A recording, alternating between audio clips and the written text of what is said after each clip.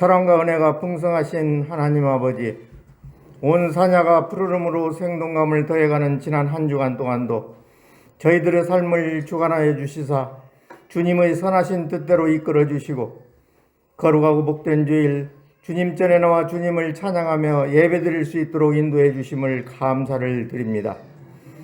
이 시간 주님께 영광 돌리는 귀한 예배의 시간이 되게 하여 주시고, 주님 앞에 지고 온 온갖 걱정과 근심을 주님 앞에 다 내어놓고 주님의 말씀을 통하여 해결받는 복된 시간 되게 하여 주시옵소서. 사랑의 주님, 분주하게 살아온 지난 한 주간 동안도 주님 은혜를 잊고 살아왔음을 고백합니다. 세상의 헛된 것을 의지하며 우리 생각대로 교만하게 살아온 저희들을 주님의 은혜와 사랑으로 용서하여 주시옵고, 저희들을 궁일이 여겨주셔서 허물과 죄악에서 벗어나 주님이 주시는 참된 평안과 기쁨이 넘치는 삶으로 이끌어 주시옵소서. 가정의 달 5월을 주시고 우리의 가정들을 돌아볼 수 있는 시간들을 가질 수 있도록 이끌어 주신 주님 은혜에 감사를 드립니다. 주님께서 세워주신 복된 가정, 언제나 축복의 가정으로 이끌어 주시고 복에 복을 더하여 주시기를 원합니다. 간과 웃기는 주님이 택하여 주신 가정마다 주님의 사랑을 잊지 아니하고, 사랑을 주는 것이 사랑을 받는 것보다 더 행복함을 깨닫고 이웃들을 더욱 사랑하는 가정들 되게 하옵소서. 예배와 기도로 하루를 시작하는 가정들이 되게 하시고, 받은 은혜에 감사할 줄 아는 가정들이 되게 하여 주시옵소서. 고난이 찾아온다 하여도 주님의 사랑을 의심치 않게 하시고, 질병이 온다고 하여도 주님의 주심을 믿고 주님이 치료해 주심을 믿고 흔들림이 없게 하여 주시옵소서. 고통 중에 거할지라도 그의 고통의 자리에 주님이 항상 함께 하심을 믿고 감사와 찬송을 잊지 않는 가정들이 되게 하여 주시고, 언제나 가정마다 향하신 기쁜 뜻을 분별할 줄 아는 믿음이 굳세게 하여 주시옵소서. 항상 살아계셔서 역사하시는 주님, 주님의 뜻 가운데 세워진 세연교회를 축복하여 주시사 성령의 역사하심 아래 날마다 부흥하며 성장할 수 있도록 인도하여 주시기를 원합니다. 성령 충만한 교회, 깨어 기도하는 교회, 말씀으로 은혜 받는 교회가 되도록 성령님께서 역사하여 주시옵소서. 오직 하나님만을 찬양하여 영광 돌리며 모든 사람들에게 하나님의 살아계심과 하나님의 능력을 널리 증거하는 교회가 되도록 이끌어 주시오. 이 교회를 통하여 구원받는 사람의 수가 날마다 더하게 축복하여 주시옵소서. 오늘 스승의 주일을 맞이하여 어린 영혼을 가르치고 지도하는 교사들과 어린 심령들을 위해 기도합니다. 하나님의 말씀을 가르치고 지도하는 교사들에게 지혜와 총명을 더하여 주시어 하나님의 말씀을 가르치기에 부족함이 없게 하옵소서. 가르침을 받은 주일학교 모든 어린이들이 주님을 향한 꿈과 비전을 품게 하시고 진실한 마음과 확고한 믿음을 갖춘 성도로 성장하게 하옵소서. 특별히 오늘 유아 세례를 받는 어린 심령들이 꿈과 비전을 가지고 성장해 갈 때 항상 함께하여 주시옵고, 주님의 빛을 바라보며 길을 잃지 않도록 인도하여 주시오. 주님 보시기에 사랑스럽게 잘 자라서 장차 이 나라의 민족의 귀한 인물 되게 하시며 교회의 충성스러운 일꾼으로 성장하여 우리 모두의 기쁨과 소망이 되게 하옵소서. 이 나라의 민족을 지켜주시며 보호해 주시는 주님, 그동안 코로나 바이러스로부터 우리를 지켜주시고 보호해 주셨음을 감사를 드립니다. 주님의 은혜로 생활 속 거리두기가 해제되어 점차 일상의 생활로 돌아가려 노력하고 있습니다. 그러나 아직도 곳곳에서 코로나 바이러스의 감염과 오미크론 변이가 계속 일어나고 확산의 우려도 있어 긴장하고 있는 가운데 있습니다. 주님께서 은혜를 베풀어 주셔서 자신과 가족 그리고 이웃을 사랑하는 마음을 갖게 하시어 우리 모두 느슨해진 마음을 다시 한번 다잡고 생활 속의 방역을 잘 지켜 하루속히 코로나19의 사태가 종식되어 코로나 이전의 일상으로 완전히 돌아갈 수 있도록 인도하여 주시옵소서. 사회적 경제적인 어려움에도 벗어나 복된 나라로 성장할 수 있도록 우리 모두가 한 목소리로 기도하게 하여 주시옵소서. 그동안 코로나19로 인하여 소통이 단절되며 불안해했던 우리의 마음들도 다 벗어나게 하시고 서로를 위하여 기도하며 격려하는 가운데 마음의 평안을 얻어 온전한 믿음의 삶이 회복될 수 있도록 인도하여 주시옵소서. 새로운 정부가 출범하였습니다. 특별히 대통령을 비롯한 위정자들에게 하나님을 사랑하는 마음과 국민을 사랑하는 마음을 주시어 그 자리가 권세를 부리고 탐욕을 부리는 곳이 아니라 섬기며 사랑하며 헌신하는 자리임을 깨닫고 국민을 위해 최선을 다하게 하옵소서. 이 시간도 주님의 말씀을 들고 단위에 서시는 목사님을 기억하시고 성례식과 예배를 인도하며 말씀을 전하시기에 조금도 피곤치 않도록 도와주시옵소서. 생명의 말씀을 전하실 때 성령의 능력으로 함께 하셔서 말씀을 듣는 저희 모두가 다시 한번 믿음과 헌신을 새롭게 다짐하는 복된 시간이 되게 하시옵소서. 오늘 또 예배를 돕는 손길들을 성령으로 붙들어 주시고 몸을 들여 충성할 때마다 기쁨으로 충만해질 수 있도록 그 심령을 주장하여 주시옵소서. 성령님께서 이 예배 가운데 임재하셔서 이 예배를 친히 인도하여 주시옵기를 간절히 원하오며 거룩하신 예수님의 이름으로 기도드리옵나이다. 아멘.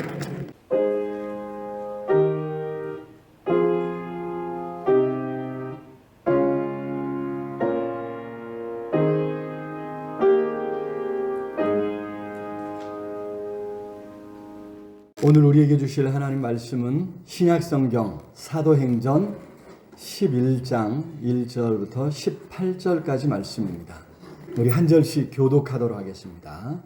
유대에 있는 사도들과 형제들이 이방인들도 하나님의 말씀을 받았다 함을 들었더니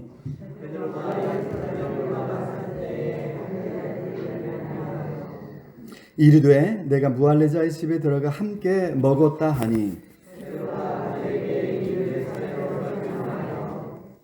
이르되 내가 요빠시에서 기도할 때에 황홀한 중에 환상을 보니 큰 보자기 같은 그릇이 내 귀에 매어 하늘로부터 내려 내 앞에까지 드리워지거늘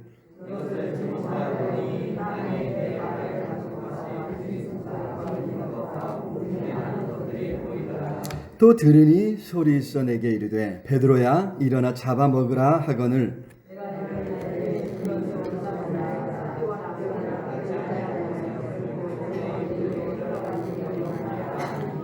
또 하늘로부터 두 번째 소리 있어 내게 이르되 하나님이 깨끗하게 하신 것을 내가 속되다고 하지 말라 하더라.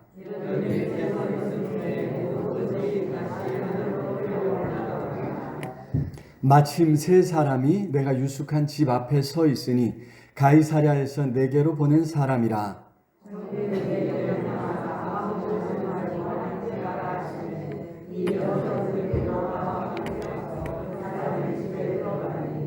그가 우리에게 말하기를 천사가 내 집에 서서 말하되 내가 사람을 요빠에 보내어 베드로라는 시몬을 청하라.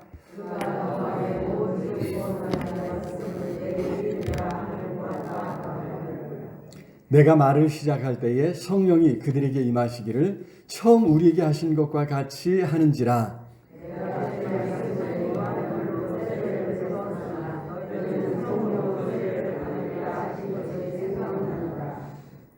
그런즉 하나님이 우리가 주 예수 그리스도를 믿을 때에 주신 것과 같은 선물을 그들에게도 주셨으니 내가 누구이기에 하나님을 능히 막겠느냐 하더라.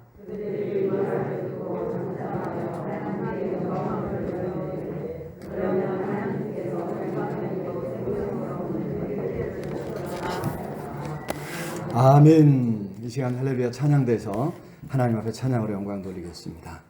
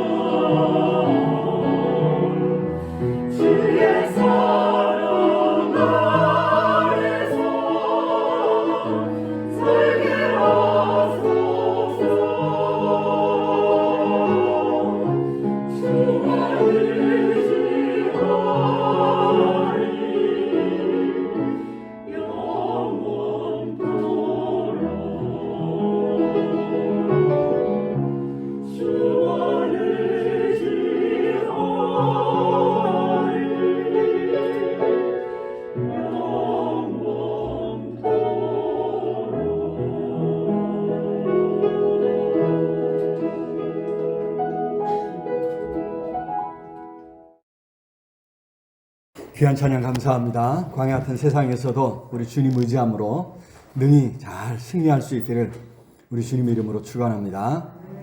오늘 이제 다들 아시다시피 유아 세례가 있는 날입니다. 저 유아실에서 아주 큰 소리로 울어제끼는 소리가 이렇게 찬양하는 중에 나는데, 우리 찬양할 때 왜 니들만 하냐, 나도 찬양한다. 앞으로 찬양을 잘하는 그런 생명이 또 이렇게 나오게 될 줄로 믿습니다. 오늘 또 유아세례 한다고 또 이제 아빠가 모처럼 이렇게 교회 왔습니다. 우리 지윤한 형제님이 오랜만에 이렇게 교회 왔는데 이쪽에 앉아 있어요. 장로님 앞에 큰 박수로 한번 환영해 주시면 좋겠습니다.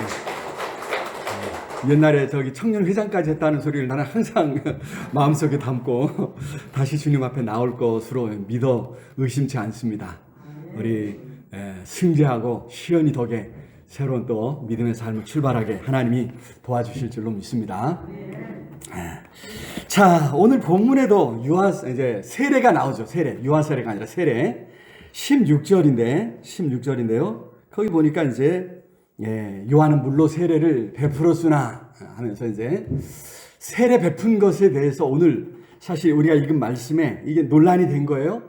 베드로가 이방인의 집에 가서 같이 밥을 먹고 거기 모인 사람들에게 세례를 베풀었다는 것입니다. 이것이 이제 예루살렘 교회에서 큰 문제가 된 거죠. 그래서 이제 공개적으로 책망을 받고 있습니다. 3절 말씀 우리 같이 읽어보겠습니다. 3절 시작. 이르되 내가 무할례자의 집에 들어가 함께 먹었다 하니. 그래서 이에 대해서 4절부터 이제 베드로가 이제 해명을 하는 것이 오늘 본문의 내용입니다. 자, 여기서 우리가 먼저 기억해야 할 것은 이 세례가 얼마나 중요한가 하는 것이죠. 세례는 공개적인 시인이고 그에 대해서 공개적인 선포입니다. 내가 예수 그리스도를 구주로 믿고 영접하겠습니다 하는 공개적인 사람들 앞에서 이제 그렇게 시인하는 거죠. 그리고 그에 대해서 이제 교회가 또 우리 모든 성도들이 저 사람은 정말 예수를 구주로 믿고 영접한 그리스도인입니다 라고 이제 공개적으로 선포하는 사건. 그래서 이런 공개적인 시인과 선포를 통해서 어떤 한 사람이 그리스도인이 되고 또 그리스도인으로 인정되는 그런 시간입니다. 그런 의미에서 오늘 이 예식이 아주 중요하다고 하는 사실을 알고 이 예식에 우리가 함께 참여할 수 있기를 원합니다. 오늘은 더구나 또 스승의 주일이죠. 우리 어린 생명들을 위해서 우리 선생님들이 많이 애쓰고 있는데, 다들 우리 이제 우리 한국 교회에서는 이제 어린 시절 한두 번 교회 안 가본 사람이 없어요, 그죠? 한국 사회에서 다 이제 교회에서 이제 절기마다 부활절, 또 부활절에는 계란 주죠. 성탄절에 가면 온갖 선물 뿌러미를 그냥 주죠. 그래서 이제 그거 받아 먹으러라도 한 번씩 다 이제 교회를 이제 갔었는데, 여러분 그럴 때 이제 우리 이제 선생님들이 얼마나 많이 애쓰고 수고했습니까? 저도 옛날 이제 어렸을 때 이제 나는 어떤 학생이었을까 이렇게 생각을 해보면 참 온갖 말썽은 제가 다 피우고, 그때는 마룻바닥이었잖아요. 그래서 방석 가지고 노는 게 얼마나 재밌었는지 몰라요. 쫓아다니면서 이렇게 한 대씩 때리면서 왜 그 생각밖에 안 나는지 모르겠습니다. 네, 그래서 아주 말썽을 많이 피운 그런 이제 학생 중에 하나였는데, 하나님의 은혜로 여기 서서 또 하나님 말씀을 전하게 된 줄로 믿습니다. 그래서 이제 우리 아이들이 이렇게 예배 시간에 막 뛰어가고 또 뛰어다니면서 돌아다니는 거 보면 저 중에 하나 있다. 저는 그런 기대를 가지고 여러분들이 이제 아이고 오랜만에 또 아이들이 빽빽거리면서 뛰어다니면 정신사납다 이렇게 생각하실지 모르지만 저는 얼마나 기분이 좋은지 몰라요. 저 중에 하나 또 조금 전에 아빠가 여기 나와서 찬양하니까 우리 채혁이가 뒤에서 아빠가 부르던 잡고 있던 마이크를 탁 붙잡고 이렇게 또 하는 거예요. 그래서 저놈이 될라나 이제 이런 생각을 합니다. 여러분들도 우리 이제 주일학교를 위해서 선생님들이 애쓸 때 귀한 열매가 맺히도록 그렇게 많이 또 기도해 주시면 감사하겠습니다.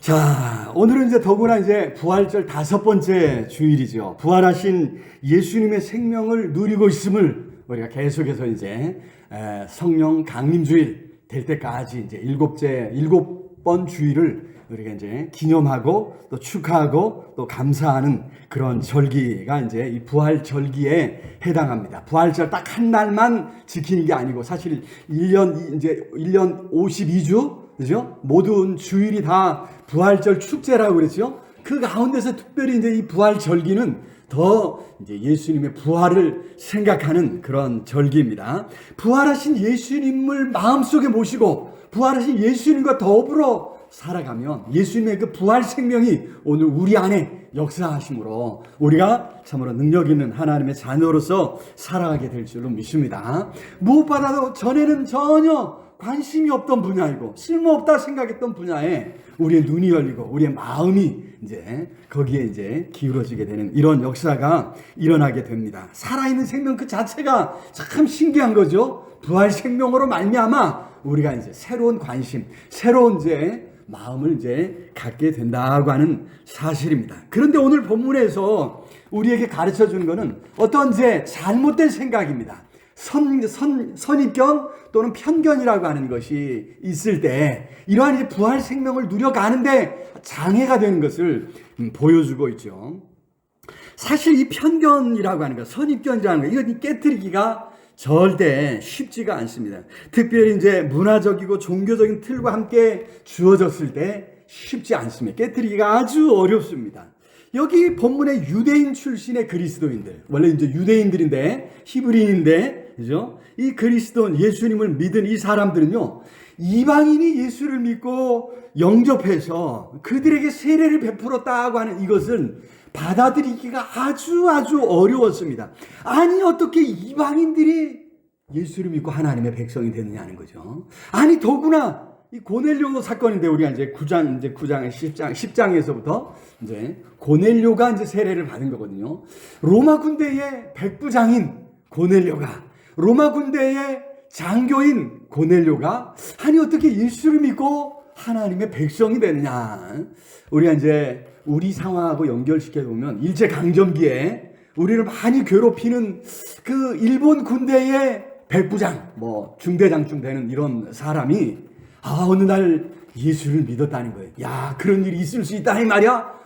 아니 그런 집에 어떻게 찾아가가지고 같이 식사를 나누고 교제하고 그리고 그런 사람한테 세례를 줄 수 있단 말이야. 이제 또 우리는 이제 먹고 마시는 것에 큰 제약이 없지만 이스라엘은요, 유대인들은 이 먹고 마시는 것에 아주 까다로운 정결 예식이 있었습니다. 이거는 이제 어린 시절부터 잘 배우지 않으면 이거 익히기가 쉽지 않아요. 그래서 이제 유대인들은 웬만하면 남의 집 가서 밥을 먹는 경우가 없어요.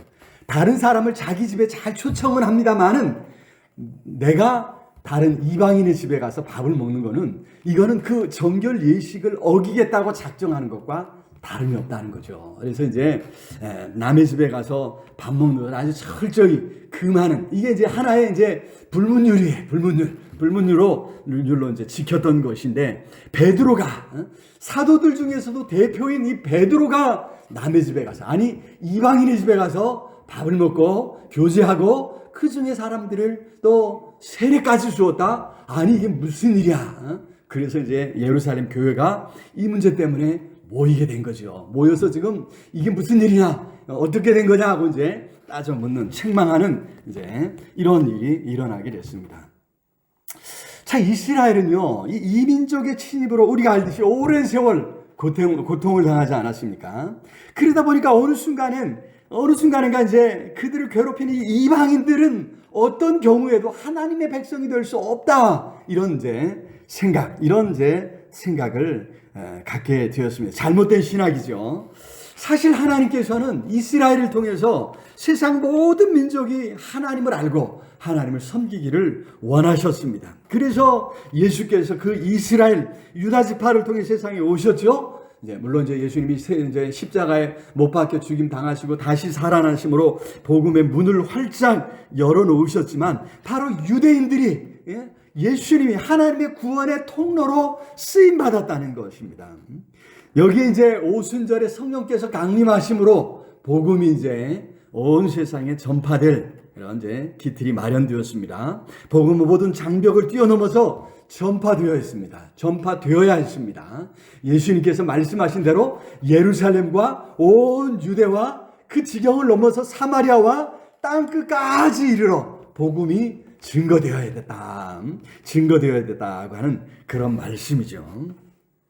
자, 여러분 생각해 보십시오. 과연 복음이 그처럼 활짝 복음의 문이 열려서 복음이 땅끝까지 증거되어지는 이런 일이 일어날 것인가? 사도행전은 바로 그처럼 복음이 어떻게 땅끝까지 전파되었는가 하는 것을 보여주고 있죠.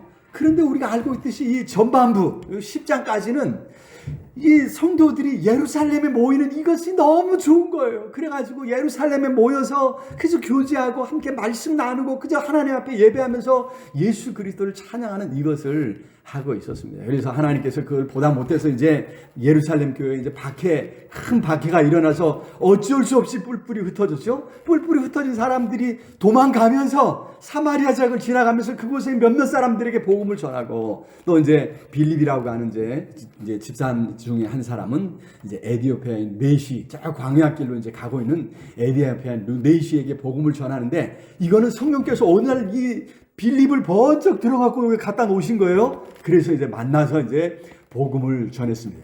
누구에게요? 에디오피아 출신의 네시예요. 이스라엘인이라는 거예요? 아니라는 거예요? 유대인이라는 말이 아니잖아요. 그죠? 이민족의 이방인에게 최초에 전도한 건데 여러분 이거는 빌립이 어느 날 가서 이렇게 한 건데 비공식적인 사건이에요. 이처럼 이제 유대인들은 계속해서 자기들만이 하나님이 선택하신 백성이다. 그 유대인들 중에서 특별히 예수 그리스도를 믿고 영접할 수 있는 특권을 우리에게 주셨다. 이런 이제 어떤 감격스러운 그런 이제 선민 의식에 빠져서 생활하고 있었다 이 말이죠. 그러니까 이런 마음이 있기 때문에 복음이 그 너머로 전파될 기회가 없었다고 하는 것이죠. 이제 하나님의 백성이 되려고 한다면 할례를 받고 이제 유대교로 귀화해야 한다. 이런 생각에 젖어 있었던 것입니다. 사도행전 10장, 11장에서 우리 하나님께서는 이런 유대인들의 생각을 깨뜨려 주시는 거예요. 오늘 본문에 나타난 이 사건, 이 베드로가 본 이 환상과 베드로가 가서 고넬료 집까지 찾아가서 말씀을 전하고 그들에게 세례를 주었던 이 사건을 통해서 공식적으로 하나님께서 복음의 문을 누구에게까지? 로마 군대의 백부장에게까지, 바로 이방인에게까지. 로마 군대의 백부장 정도 되면 이제 이방인들 중에서도 아주 그죠? 고넬료가 아무리 착한 일을 했어도 기본적으로 이스라엘을 점령한 그죠? 이스라엘을 괴롭힌 로마 군대의 장수란 말이죠. 장교란 말이죠. 그래서 이런 사람에게 이제 상징적으로 하나님께서 복음을 전하시고 복음의 문을 여심으로 이방인 선교의 기틀을 마련해 놓으신 줄로 믿습니다. 자, 그래서 우리가 오늘 말씀을 보면서 우리가 신앙생활을 하면서 정말 나도 어떤 잘못된 생각을 할 수가 있다고 하는 사실, 이 선입견과 편견을 깨뜨리지 않으면 우리가 올바른 신앙생활을 할 수 없다고 하는 사실을 잊지 말아야 될 줄로 믿습니다. 여러분 사실 신앙이라고 하는 그 자체가 그렇죠. 내 생각을 깨뜨리고 하나님의 생각에 우리의 마음을 맞추는 것, 이것이 참된 신앙이요, 바른 신앙인 줄로 믿습니다. 그래서 오늘 말씀을 살펴보면서 어떻게 우리가 하나님의 생각에 맞출 수 있는가, 우리의 이 생각, 이 선입견, 어떤 편견을 깨뜨리려면 어떻게 해야 할 것인가 살펴보면서 하나님께 주신 은혜를 함께 나누기를 원합니다. 자, 첫 번째로 하나님은 환상과 또 성령의 역사로 우리의 이 편견을 깨뜨려 주시는 줄로 믿습니다. 여기 베드로에게 환상을 보여주지 아니하셨습니까? 5절 한번 읽어볼까요? 5절 시작. 내가 요빠시에서 기도할 때 황홀한 중에 환상을 보니 큰 보자기 같은 그릇이 내 귀에 매어 하늘로부터 내려 내 앞에까지 드리워지거늘. 그렇습니다. 하나님께서는 베드로의 편견을 깨뜨리기 위해서 세 차례나 이 환상, 여기 5절에 기록한 이 환상을 보여주셨던 것입니다. 5절부터 9절까지가 이제 베드로가 보았던 환상인데, 하늘에서 큰 보자기가 내려오는 거예요. 보니까 그 보자기 안에 땅에 있는 온갖 짐승들, 기어다니는 것들, 뭐 또 공중에 나는 새까지 온갖 종류의 동물들이 거기 다 모여 있는 거예요. 그리고 이제 소리가 나기를, 야, 그거 다 잡아먹어라, 이런 소리가 나는 거예요. 앞에서 말씀드린 것처럼 유대인들은 정말 정결 예식이 있어가지고 하나님이 먹지 말라 하신 거, 이게 절대 안 먹는 거예요. 우리나라 사람 좋아하다가 요즘은 이제 뜸하죠. 뭐 개고기 이런 거 안 먹는 거거든요. 먹을 수 없거든요. 그런 걸 이제 먹으라 하시니까 돼지고기 뭐 또 새 중에서 이제 독수리나 부엉이나 뭐 이런 거는 다 이제 먹지 못하는, 곤충들 특히 이제 요즘 이제 미래 식량이라고 해서 이제 이런 거를 어떻게 이제 식량 자원할 것인가 뭐 이런 거 연구를 하잖아요. 그죠? 근데 이런 거는 다 먹지 못할 그런 것에 이제 해당하는 것입니다. 그래서 이제 이거 먹지 못하겠습니다. 아니, 난 이런 거 먹지 않고 자랐습니다. 이렇게 이제 베드로가 항변을 하죠. 그럴 때 9절 한번 읽어볼까요? 9절 시작. 또 하늘로부터 두 번째 소리가 있어 하나님이 깨끗하게 하신 것을 내가 속되다고 하지 말라 하시더라. 참 이상한 일 아닙니까? 말씀에 순종해서 먹지 않겠다고 하는데 하나님께서는 굳이 그걸 먹으라 하신다. 말씀해. 여러분, 이 환상을 통해 이 베드로가 가지고 있던 그 생각을 깨뜨려 주신다고 하는 거죠. 그뿐만이 아니라 하나님께서는 이 일을 이루시는데 성령의 역사로 이 사람들의 편견을 깨뜨리시죠. 15절 한번 읽어볼까요? 15절 시작. 내가 말을 시작할 때에 성령이 그들에게 임하시기를 처음 우리에게 하신 것 같이 하는지라. 처음 오순절날 그 사건을 이야기합니다. 오순절날 성령님이, 그죠? 바람같이 불같이, 그죠? 이제 강림하심으로 이제 교회가 시작된 그런 사건이 있었죠. 여러분, 그런 역사가 여기 지금 누구에게? 이방인들이 모인 그 자리에서 똑같이 일어나고 있단 말이죠. 그래서 하나님께서 예수 그리스도를 믿어 구주로 믿고 영접한 사람들에게 성령 역사를 허락하심으로 교회를 이루신 것처럼 이제 똑같이 이방인들에게도, 그래서 이방 선교의 문을 열었다고 하는 이런 공식적 선언을 우리 하나님이 이제 보여주신 것이죠. 이방인들에게도 동일한 똑같은 성령의 임재를 경험하게 하셨다. 이방인들도 하나님께서 구원하시고 이방인들도 들어 쓰겠다고 하는 이보다 더 확실한 증거가 어디에 있겠습니까? 그래서 17절에 같이 읽어볼까요? 17절. 그런즉 하나님이 우리가 주 예수 그리스도를 믿을 때에 주신 것과 같은 선물을 그들에게도 주셨으니 내가 누구이기에 하나님을 능히 맡겠느냐. 그래서 내가 세례를 주었다. 이렇게 이제 이야기하는 거죠. 여러분, 이 모든 일이 명확해진 것입니다. 베드로는 하나님의 뜻을 명확히 깨닫게 되었던 것입니다. 베드로의 설명을 들었을 때 예루살렘의 다른 사도들과 형제들도 더는 문제를 제기할 수 없었던 것이죠. 사실 이 이방인에 대한 이 편견은요, 오래된 것입니다.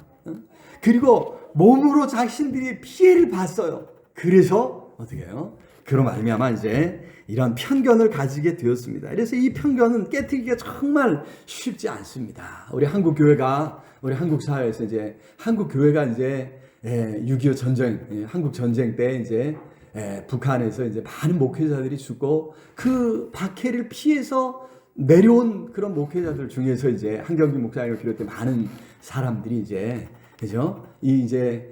남쪽에서 이제 우리 남한에서 이제 복음을 전하고 이제 교회를 이제 또 다시 개척하는 이런 어려움을 겪으면서요, 이 공산주의에 대해서 하나 뼛속 깊이 어떤 미움, 이것이 자리 잡고 있습니다. 그래서 한국 교회가 늘 이제 이 문제에서 이제 걸려 넘어지고 있단 말이죠. 원수까지도 사랑하라고 하셨는데 이 문제는 이제 항상 걸려 넘어져 가지고 이제 한국 사회에서 이제 늘 이제 문제가 되는데, 여러분 이걸 생각하면 이때의 이 유대인들이 이방인들에 대한 이 편견, 어떤 편견을 가지고 어떤 마음을 가지고 있었을까? 우리가 쉽게 이해할 수 있으리라 생각합니다. 그런 편견을 하나님께서 깨뜨리시기 위해서 친히 역사하신 줄로 믿습니다. 환상을 보여주시고 성령의 임재를 동일하게 부어주심으로 그들의 환상을 그들의 편견을 깨뜨려 주셨다. 성경은 자주 우리의 잘못된 신앙, 잘못된 가치관을 깨뜨려 주시는 줄로 믿습니다. 그래서 성경을 볼 때 성경이 보여주려고 하는 것을 우리가 봐야 될 줄로 믿습니다. 아니, 우리는 성령님께 도움을 구해야 될 줄로 믿습니다. 성령님은 그렇게 우리를 돕기 위해서 우리 곁에 계신 보혜사이신 줄로 믿습니다. 요한복음 14장 26절에 그러죠. 보혜사 곧 아버지께서 내 이름으로 보내실 성령, 그가 너에게 모든 것을 가르치시고 내가 너에게 말한 모든 것을 어떻게 생각나게 하시리라. 바라기는 환상을 통해서라도 우리 하나님께서 또 성령께서 가르쳐 주시고 생각나게 해주시기를 기도합니다. 이 잘못된 생각을 고쳐갈 수 있도록 하나님께서 큰 은혜를 허락해 주시기를 우리 주님의 이름으로 축원합니다. 자, 두 번째로 하나님께서는 이 편견을 깨뜨리시기 위해서 이 편견을 깨뜨려서 우리로 하나님과 같은 생각을 품도록 역사하시고 우리를 설득해 가시는 줄로 믿습니다. 여기 하나님께서는 베드로를 설득하시죠. 그래서 이제 베드로를 통해 유대인 출신의 그리스도인들을 이제 설득해 가시는 것을 보게 됩니다. 여기 이제 10절 한번 보면요. 10절 이런 일이 3번 있을 후에 3번. 그러니까 베드로에게 한 번 환상 보여준 것으로는 베드로가 꿈쩍도 안 하는 거예요. 3차례나 환상을 보여주시고 또 말씀하시고 야 찾아가라 따라가라 이런 말씀을 통해서 결국 이제 베드로가 내가 지금까지 이방인들에게 갖고 있었던 이 생각이 잘못된 것이었구나 깨닫게 하시고 그죠? 이제 이방인들에게 복음을 전할 수 있는 계기가 되었다고 하는 그런 이야기죠. 사실 의심할 수밖에 없는 그죠? 생각해 보아야 할 문제였습니다. 그래서 3번이나 보여주셨고 결국엔 같은 마음으로 이방인을 받아들이게 하셨다. 이방인을 향한 생각을 바꾸게 해주셨다고 하는 것입니다. 요한복음 10장 33절에 보면 예수님께서도 3계명을 너희에게 주노니 서로 사랑하라 당부하신 것을 볼 수 있습니다. 심지어 마태복음 5장 44절에서는 원수까지도 사랑하며 원수를 사랑하며 너희를 박해하는 자를 위해서는 기도하라 이렇게 당부해 주셨습니다. 여기 말씀하는 이 원수 속에 바로 이방인들이 포함되어 있는 줄로 믿습니다. 여러분 그래서 이러한 모습을 볼 때 우리가 그죠? 내가 정말 이게 옳다라고 생각했던 거 이것이 잘못될 수도 있다고 하는 사실을 늘 우리가 인정해야 될 줄로 믿습니다. 내가 잘못 생각하고 있을 수도 있습니다. 하나님께서 환상을 보여주고 성령의 역사로 우리를 깨닫게 해주시는데 여러분 그 다음에 이제 내가 해야 할 일은 내가 그걸 인정하고 받아들이고 내 생각을 바꾸어 가도록 힘써야 된다는 거예요. 애써야 된다는 거예요. 그건 있을 수 없는 일입니다. 그런 하나님 나는 인정할 수 없습니다. 이렇게 말하면 안 된다는 거예요. 나는 그렇게 생각했는데 하나님이 그렇게 받아주시다니 제가 잘못했습니다. 인정하고 받아들이고 내 생각을 바꾸어가는 내 견해를 내려놓을 수 있는 이런 자세, 이런 마음을 가져야 될 줄로 믿습니다. 여러분 신앙생활을 한다고 하는 것 안테나를 세워 하나님의 생각에 맞춰 가는 것입니다. 하나님의 생각, 하나님 말씀으로 우리의 마음을 바꾸고 우리의 생각을 바꾸고 우리 머릿속을 바꾸어 가야 될 줄로 믿습니다. 로마서 12장 2절 말씀에 우리 잘 아는 말씀인데요. 같이 한번 읽어볼까요? 시작. 너희는 이 세대를 본받지 말고 오직 마음을 새롭게 함으로 변화를 받아 하나님의 선하시고 기뻐하시고 온전하신 뜻이 무엇인지 어떻게 분별하는 이 세대를 본받지 말고 이 세대의 가치관, 이 세대 사람들이 다 가지고 있는 문화적인 어떤 그런 가치관, 생각들 요거를 붙잡고 살지 말라는 거예요. 그거를 깨뜨리고 그거를 바꾸고 새롭게 함으로 변화를 받아서 참으로 하나님의 선한 뜻을 분별해 갈 수 있는 그래서 그 하나님의 뜻을 쫓아갈 수 있는 그런 삶이 되어야 될 줄로 믿습니다. 오래 신앙생활을 하면서도 한 번도 내가 잘못되었구나 깨닫지 못한다면 한 번도 내 생각을 바꾸어 본 적이 없다면 내 신앙이 정말 뭔가 잘못된 거죠. 그런 일이 있을 수 있겠습니까? 여러분, 우리가 정말 내가 무언가 어딘가 잘못됐다면 무엇이 있을까? 무엇이 바른 길인가? 늘 우리 자신을 살펴보는 가운데 정말 하나님과 같은 생각, 바른 생각을 가질 수 있기를 우리 주님의 이름으로 축원합니다. 자, 마지막 세 번째로 하나님께서는 잘못된 생각, 이 편견을 깨뜨리셔서 우리로 하여금 하나님의 뜻에, 하나님의 일에 순종하게 하시는 줄로 믿습니다. 하나님께서 여기 베드로에게 명령하시죠. 12절 읽어보면 12절 시작. 성령이 내게 명하사 아무 의심 말고 함께 가라 하시매. 이 6 형제도 나와 함께 가서 그 사람의 집에 들어갔다. 그 다음에 보니까 고넬료 집에는 천사를 보내셨어요. 그런데 하나님께서 이 천사를 통해서 예수 그리스도를 바로 증거하면 되잖아요. 그럼 어느 날 고넬료가 예수님을 믿고 영접하는 역사가 일어날 텐데, 천사를 통해서는, 천사한테는 뭐라냐면 천사를 통해서 고넬료한테 예수님을 전하는 게 아니에요. 야, 저기 가면 베드로라는 사람인데 그 사람 모셔다가 말씀을 들어라. 그가 너희 집에 생명을 주는 말씀을 줄 거다. 이렇게 이야기하는. 그래서 여러분, 베드로는 정말 거북한 마음을 가지고, 어쩔 수 없는 마음 가지고 지금 이 이방인 백부장 고넬료 집에 찾아왔고, 그리고 이제 세례를 주었다가 지금 혼쭐이 나는 거 아닙니까? 지금 교회에 불려가가지고 대사도 체면을 구기는 거예요. 지금 찾아가고 이 자초지종을 설명하는 이런 모습을 보게 됩니다. 여러분, 중요한 것은 하나님께서는 이처럼 먼저 구원받은 그리스도인들을 통해 일하시는 줄로 믿습니다. 심지어 천사들도 이 하나님의 역사에 있어서는요, 돕는 자예요. 얼마나 이 중요한, 온 세상을 구원해서 하나님 나라를 이루고 하나님의 백성 삼고 하나님의 자녀 삼는 일인데, 이 일에 있어서는 천사들도 돕는 자예요.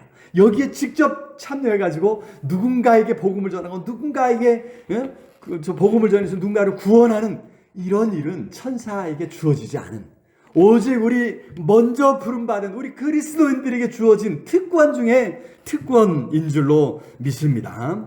하나님께서는 편견이 있어 순종하기 어려웠음에도 불구하고 이 베드로에게 순종을 명령하셨습니다. 여러분, 마찬가지로 우리도 이 편견을 극복해 가야 될 줄로 믿습니다. 참 순종은 내 생각과 달라도 순종하는 것입니다.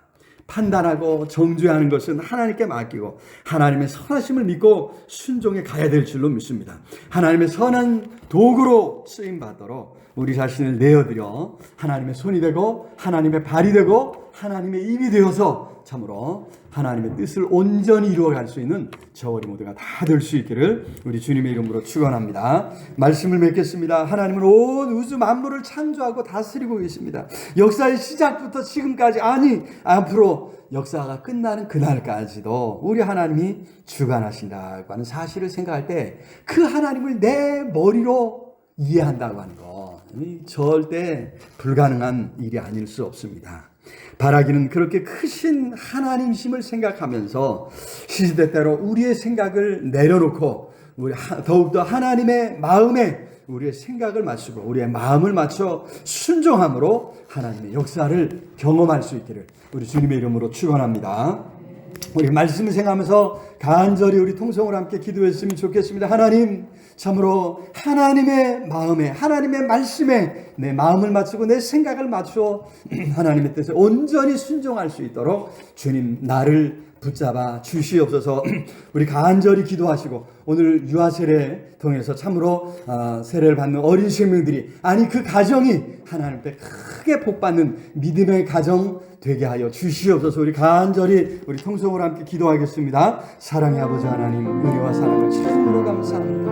오늘 귀하고 복된 날, 복된 시간에 주님을 사랑하는 성도들 함께 모여 예배 드릴 수 있도록 은혜 주신 것, 축복하신 것 감사합니다.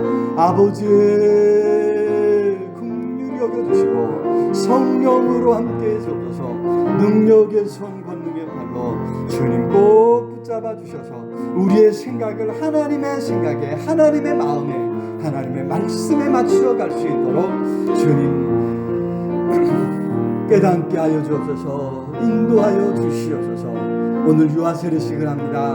어린 생명들 귀한 생명들 주심으로 감사합니다. 그들을 말씀으로 잘 가르치고 양육해 하나님 나라의 귀한 일꾼으로 세워갈 수 있도록 축복해 주옵소서.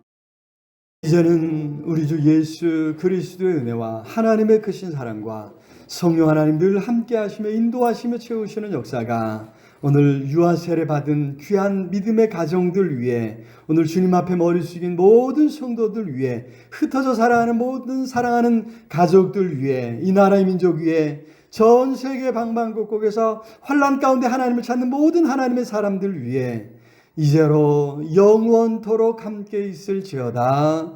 아멘.